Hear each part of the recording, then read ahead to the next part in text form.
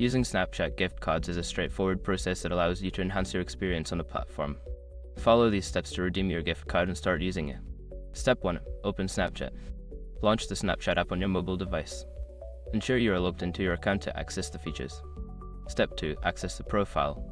Tap on your profile icon located in the top left corner of the screen. This will take you to a profile page where you can manage your account settings. Step 3. Navigate to settings. In your profile, tap on the gear icon in the top right corner to open the settings menu. This is where you can find various account options. Step 4. Find gift card option. Scroll down the settings menu until you find the option for Snapchat gift card or redeem gift card. Tap on this option to proceed with the redemption process. Step 5. Enter gift card code. Follow the prompts to enter the unique code found on your gift card. Once entered, confirm the code to add the funds to your Snapchat account. Now you are ready to use your Snapchat gift card. Enjoy exploring new features and content on the platform.